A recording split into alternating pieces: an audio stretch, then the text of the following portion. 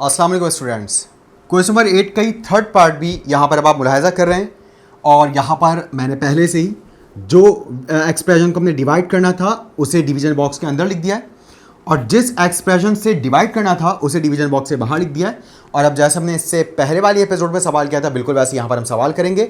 सबसे पहले हम सिर्फ फर्स्ट टर्म को फर्स्ट टर्म के साथ ऑब्जर्व करेंगे और हम ये सोचेंगे कि ए स्क्वायर को किससे मल्टीप्लाई करवाया जाए कि ए 4 आए। तो यकीन आप जानते हैं ए स्क्वायर को अगर हम ए स्क्वायर से मल्टीप्लाई करवा दें तो ए की पावर 4 आएगी। अगर आपको ज़बानी समझ में ना आए तो आप रफ वर्क में एक फ्रैक्शन ड्रॉ कर सकते हैं। डिवीजन बॉक्स में मौजूद फर्स्ट टर्म को आप ऊपर लिख दें, बाहर डिवाइजर में मौजूद फर्स्ट टर्म को आप नीचे लिखें। जितना मैक्सिमम पॉसिबल ये कैंसिल हो सकता है इसे आप कैंसिल करें। तो ऊपर 4a मल्टीप्लाइंग फॉर्म में, नीचे 2a मल्टीप्लाइंग फॉर्म में, तो नीचे के 2a ऊपर के 2a को कैंसिल कर देंगे और ऊपर हमारे पास सिर्फ 2a मल्टीप्लाइंग फॉर्म में रह जाएंगे। और मल्टीप्लाइंग फॉर्म में मौजूद a की तादाद को ही हम पावर कहते हैं। यही वजह कि हमारे पास यहाँ पर a की पावर 2 आई, यही a की पावर 2 उठा के हमने यहाँ लिख दी। और ये a की पावर 2 जो फर्स्ट टर्म को ऑब्जर्व करने से आई है, इस ए स्क्वायर को हमने सिर्फ फर्स्ट टर्म से ही नहीं तीनों टर्म से बारी बारी मल्टीप्लाई करवाना है। तो मल्टीप्लाई करवाना शुरू करते हैं। जब ए स्क्वायर से मल्टीप्लाई होगा तो ये बनेगा a to the power 4 minus a b. जब ए स्क्वायर से मल्टीप्लाई होगा तो नेगेटिव पॉजिटिव मेक्स नेगेटिव और ए बी ए स्क्वायर से मल्टीप्लाई होकर बनेगा a cube b. Negative positive makes negative. B square जब ए स्क्वायर से मल्टीप्लाई होगा तो बनेगा ए स्क्वायर बी स्क्वायर। और आप जानते हैं हम हमेशा की तरह तमाम ही टर्म्स के साइन चेंज करेंगे। ये प्लस में माइनस में हो जाएगा, ये माइनस में प्लस में हो जाएगा, ये माइनस में प्लस में हो जाएगा। ए टू दी पावर 4 से ए टू दी पावर 4 कैंसिल क्योंकि प्लस में है माइनस में है। ये 3a स्क्वायर बी स्क्वायर और ये a क्यूब बी। और आप जानते हैं a क्यूब बी वाली term a square B square वाली टर्म के साथ ऐड या सेपरेट नहीं हो सकती। हमें a स्क्वायर वाली बी स्क्वायर वाली टर्म को a स्क्वायर बी स्क्वायर वाली टर्म के साथ ही प्लस या माइनस करना है। तो यहाँ पर आप देख सकते हैं इधर हमारे पास plus a square B square मौजूद है, यहाँ कोई कोएफिशिएंट नहीं मतलब 1 है। इसका मतलब ये हुआ कि a क्यूब बी के ऊपर यहाँ पर कोई ऐसी टर्म नहीं है जो a क्यूब बी के साथ प्लस हो सके। तो यहाँ पर हम a क्यूब बी को एज इट इज़ लिख देंगे और नई साइन के मुताबिक ये प्लस में है तो ज़ाहिर सी बात है शुरू में प्लस लिखते नहीं। और यहाँ पर ये -3 है a स्क्वायर बी स्क्वायर के साथ, यहाँ a स्क्वायर बी स्क्वायर के साथ +1 है। तो a स्क्वायर बी स्क्वायर का फाइनल रिजल्ट क्या बनेगा? -3 + 1 होता है -2। तो अब जो नया कोएफिशिएंट बन रहा है a स्क्वायर बी स्क्वायर का आफ्टर दिस सम वो बन रहा है -2। तो यहाँ पर आ जाएगा -2 a स्क्वायर बी स्क्वायर और ये जो +b4 है यहाँ पर आप इसको एज इट इज़ लिख सकते हैं। यहाँ पर हो सकता है आप में से कोई सोच रहा हो कि -3 square B square plus a square B square -2 square B square है, ठीक है, मगर ये हम पहले क्यों नहीं लिखा हमने और a क्यूब बी को हमने बाद में क्यों नहीं लिखा?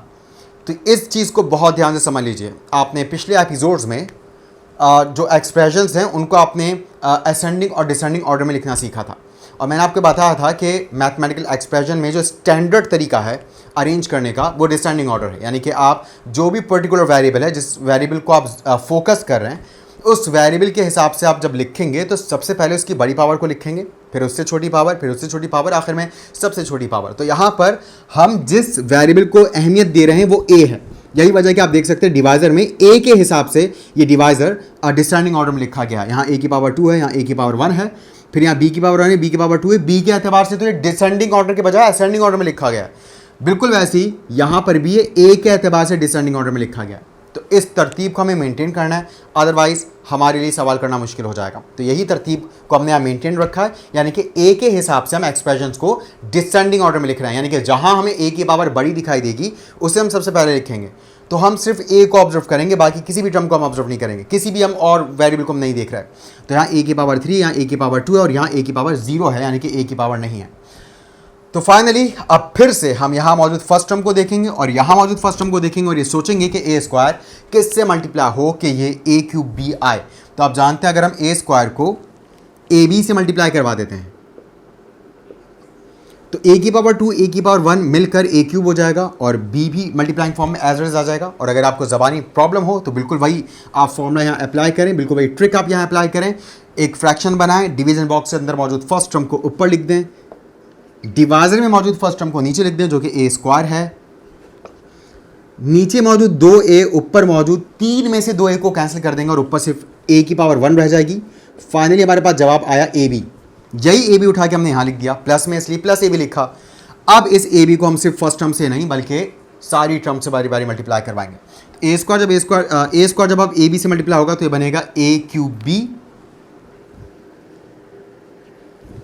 माइनस ab जब ab से मल्टीप्लाई होगा तो माइनस प्लस माइनस होता है, ab से मल्टीप्लाई होकर बनेगा a स्क्वायर b स्क्वायर।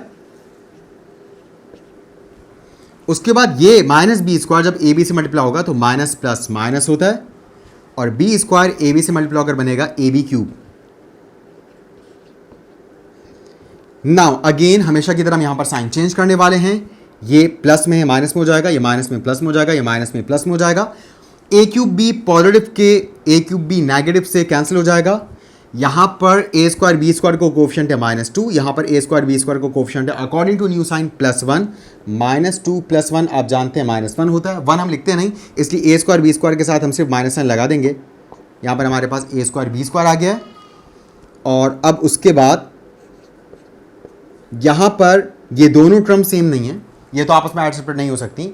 अब सवाल ये पैदा होता है कि हम इनको एज नीचे लिखने वाले हैं, मगर पहले किसको लिखें और बाद में किसको लिखें। तो आप जानते हैं हम a के हिसाब से यहाँ डिसेंडिंग ऑर्डर में वैल्यूज को लिखेंगे।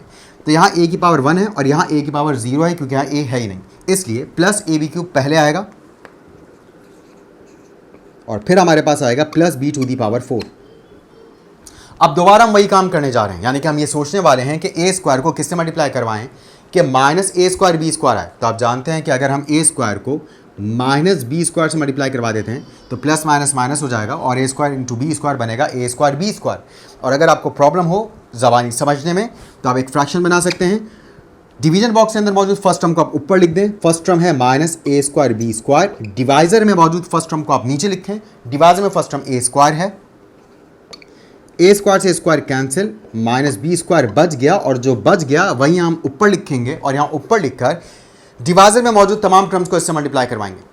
तो बहुत आसान सा तरीका है, ज़बानी भी आप इसको समझ सकते हैं और ऐसे भी अगर आप डिवाइड करके इसको आंसर को एक्सट्रैक्ट करना चाहें तो वो भी आप कर सकते हैं। तो यहाँ पर आप a स्क्वायर को माइनस बी स्क्वायर से मल्टीप्लाई करवाते हैं, plus minus minus, a square जब बी स्क्वायर से मल्टीप्लाई होगा तो ये बनेगा a square B square, minus minus plus होता है, ए बी जब बी स्क्वायर से मल्टीप्लाई होगा तो ये बनेगा ए बी क्यूब। प्रोडक्ट आप अच्छी तरह से सीख चुके हैं। माइनस माइनस प्लस होता है, बी स्क्वायर जब बी स्क्वायर से मल्टीप्लाई होगा it becomes b to the power 4। हमेशा की तरह साइन चेंज करेंगे, जो माइनस में वो प्लस में हो जाएगा, जो प्लस में वो माइनस में हो जाएगा, ये प्लस में हो जाएगा, ये माइनस में, ये माइनस में। Minus a square B square से plus a square B square cancel, क्योंकि आप जानते हैं कि जो नई साइन है उसके मुताबिक हमें चलना है, पुरानी साइन अब एक्सपायर हो चुकी हैं। प्लस ए बी क्यूब से minus a b cube cancel, plus b4 से माइनस b4 कैंसिल, और हमारे पास रिमाइंडर आया 0। इट मीन्स कि हमारा डिवीजन कंप्लीट हो गया और फाइनली हमारे पास जवाब आया जिसे आप क्वोशंट भी कहते हैं, a square plus a b minus b square. तो उम्मीद है ये सवाल आपको अच्छे से समझ में आया होगा और इसके साथ ही डिवीजन करना भी आपके लिए आसान हो गया होगा। इंशाल्लाह मिलते हैं नेक्स्ट एपिसोड में, तब तक के लिए अल्लाह हाफ़िज़।